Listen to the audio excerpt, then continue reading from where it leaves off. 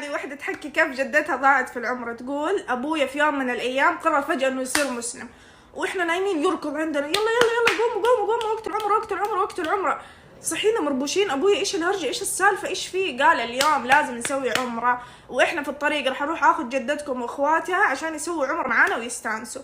الأب على باله إنه هو رايح لديزني لاند الله يهديه، مو على باله إنها عمرة. المهم بعد ما رحنا بيت جدتي نبي ناخذها هي واخواتها، الا ونسمع صوت وراه. مين طلع؟ هذا عمي.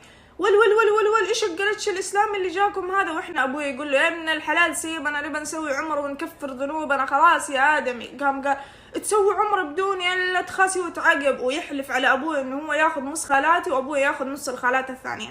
طبعا خلينا اعطيكم نبذه مختصره عن عمي هذا. عمي هذا 24 ساعه سجاير، ريحته ريحة مدخنين، إنسان هو في صوب والدين في صوب. لكن أبوي عطاه على جو وقال له خلاص تمام ما يصير خاطرك إلا طيب، يلا يلا يلا يلا أهم شيء نروح نلحق على العمرة. راح أبوي يبغى يجهز السيارة وكذا، فجأة جدتي تذكرت البست فريند حقتها. مين البست فريند حقتها؟ واحدة اسمها وضحة ساكنة في بيشة، بعت لها في يوم من الأيام سمن وخلاص جدتي مي قادرة تنساها. المهم قالت لعمي بالله انا فداك نبغى ناخذ وضحه، والله ان البست فريند وهي الهارت وانا احبها وكل شيء وخلينا نكسب اجرها، ما عندها عيال ولا عندها احد يوديها لمكه.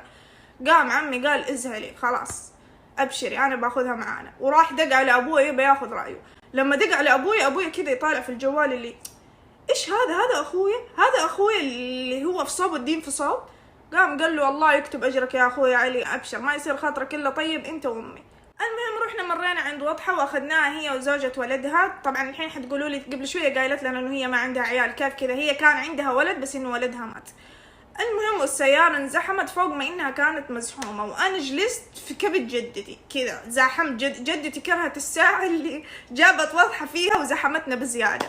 ووضحة الله يهديها شكلها كانت مكثرة فول قبل ما تيجي او ايش الهرجة، يعني احنا فجأة قايمين نشمشم رواح غريبة في السيارة ونلفلف. ايش الهرجة؟ من مين هذا الروح يا جماعة؟ احنا خلقة مزحومين لا تقرفونا اكثر من كذا. نلف الا نلاحظ انها واضحة، وما شاء الله واضحة مو حاسة على نفسها، يعني هي مندمجة مع الطريق وتطلق هذه الغازات. فاحنا ما نهون على واضحة عشان نقول لها انه لو سمحت يعني اكتميها لين ما نوصل اقل شيء. فجلسنا قلنا خلاص الله يعين عاد بنجلس نشمشم لين ما نوصل لمكة. المهم وصلنا الميقات، وهنا بدأت اللحظة اللي ضاعت فيها جدتي وهي رايحة تتوظف في الميقات شافت لها عجوز جالسة تتروش. العجوز شافت جدتي وجدتي شافتها وتبادلوا النظرات لمدة دقائق وحسوا انه في بينهم كونكت واتصال. بعد تبادل النظرات الغريب هذا اللي كان بين جدتي والعجوز، العجوز فجأة شطحت وقالت لجدتي ايش رايك اوديك معايا البيت، عندي هناك غنم ذنبها مربرب وتطلع لك سمن على كيفك. طبعا جدتي ما في شيء تحبه بالحياة اكثر من السمن والغنم. قالت طز في عيالي ونسيت العبادة وطز في وضحة، وشمرت عن ساعديها وطلعت لها مفاصل جديدة وقالت يلا. ويركضوا هي والعجوز يركضوا يبوا يلحقوا يشوفوا الغنم اللي ذنبها مربرب هذه. طبعا جدتي دام انه جاء طاري الغنم والسمن قلت لكم طلعت لها مفاصل جديدة وقامت تركض وعيونها قلوب. 5 دقائق الا وهي مختفية عن الميقات، واحنا ندور هنا وهنا وهنا. بعد ما استوعبنا طبعا انه جدتي مو موجودة ندور هنا وهنا وهنا، فين اختفت. فجأة وضحة وقفت بنصنا وقالت أنا حاسة إنها مخطوفة، إحساسي يقول لي إنها مخطوفة. إحنا هنا كلنا وقفنا ندور على جدتي ونطالع بوضحة اللي إيش وضعك؟ يعني إذا في أحد بيخطفها ليش حيخطفها؟ يعني هي عجوز إيش يبغى فيها؟ ما بقي فيها حيل أصلا، إيش يعني حيسرق كلاويها؟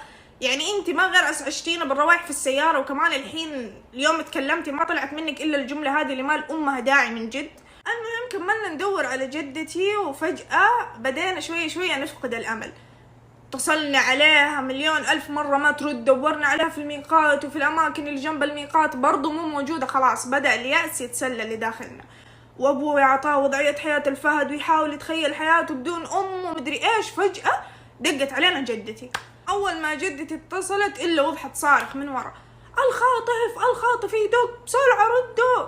واحنا نطالع في وضحة يا وضحة فكينا يا ليتك تكتمي فمك وتكتمي الغازات اللي جالسة تطلع منك هذه. المهم ابوي على طول يجري مسك التليفون مين. المهم الا جدتي تقول والله معليش يا جماعة بس عارفين ما حد عنده شاحن كشاف هذه الايام، اضطريت ادور هنا وهنا لين ما لقيت شاحن وكلمتكم. المهم وصفت لنا جدتي فين مكانها، ورحنا احنا الجري على طول لعندها. شفناها حاضنة الغنم بيدينها ورجولها وتبوس فيها ومدري، واحنا نطالع يا جدة الله يهديك يا جدة، يعني معقول انتي شكله انتي ما يهمك الا الدنيا. اول ما سمعت هرجة فيها غنم على طول سبتي الاجر وسبتي العمره وسبتي الوضوء وسبتي الميقات وكل شيء ورحتي ونسيتينا، حتى احنا عيالك واحفادك نسيتينا. خلاص خليكي مع الغنم وخلينا احنا نعتمر وخلاص هنيجي ناخذك انت والغنم. قامت جدتي قالت طيب، ورحنا اعتمرنا، وحتى واحنا بالعمره ما شاء الله واضحه مو قادره تكتمها، بس قلنا خلاص خلي الاجر على الله، قدا خربانه. واحنا راجعين اخذنا جدتي واخذنا وضحه واخذنا الغنم ورجعنا وبس. الى هنا وخلصت قصتنا لليوم. ايش استفدنا من القصه؟ لانه القصه ترى لها فوائد اذا انتم مو منتبهين. اول شيء لا تجيبوا طاري الغنم عند الشيبان، لانه ما في شيء يحبوه الشيبان اكثر من الغنم. ثاني شيء واللي هي الاهم، اقول لكم شيء اسحب على النصيحه الاولى، خليكم من النصيحه الثانيه. لا تكثر فول قبل لا تروح العمره، اذا مو عشانك عشان اللي حولك.